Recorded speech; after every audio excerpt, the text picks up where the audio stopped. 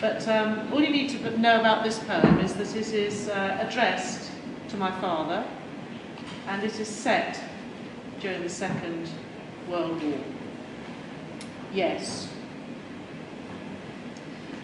Shipped back after shrapnel has sliced one eye, you'll be lounging one damp July afternoon against the warehouse doors, a woodbine fogging your pork head.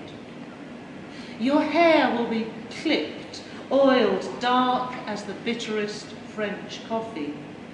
Your boots will be slick-shined, your collar loose on the pulse of a sunburnt throat. ATS privates will skitter past, holding their caps in flurries of rain. One will stumble.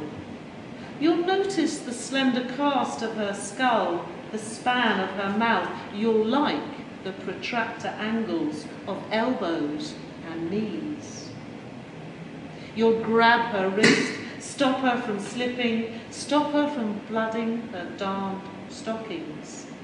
The odour of blankets piled in the shed, smelling of sheep, smelling of the grassy dip behind a horse's pricked ears, will merge with the breath of a home perm, a blouse hand scrubbed in fairy soap.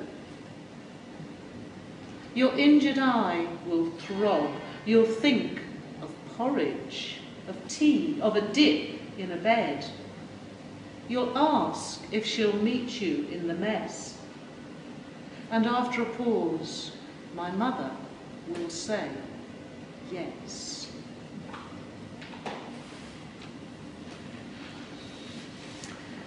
Okay, the second poem is just entitled Because, and I think the story behind it is clear.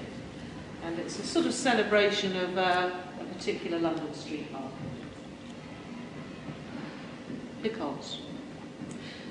Because Borough Market was thrown open like a picnic rug, because the stalls were piled high with cheeses, lemons, muddy potatoes, bread studded with olives, basil and thyme, because the cafe served black, earthy coffee that we sipped while sitting on the curb, because the scents of butter and sugar and nutmeg and fat raisins curled out of the cafe and into our mouths.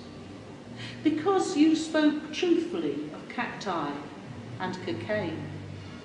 Because you drove a battered Volvo with the windows rolled right down. Because when you pressed your thumb in the centre of my palm, you shivered my skin all the way to my neck. Because as we sat in slithers of sun in the churchyard dug deep with bones, you talked of a funeral and we wept for those we lost. Because your splayed fingers warmed the small of my back as we walked to the car. Because the Thames called out to us in its dash towards the open sea. Because your kiss tasted of milky brioche. Because you were tall and had freckled hands and clean nails and a mouth that tipped sideways when you smiled. Because you loved your sons and had named them Willow and Rain. Because of all these things, we met again.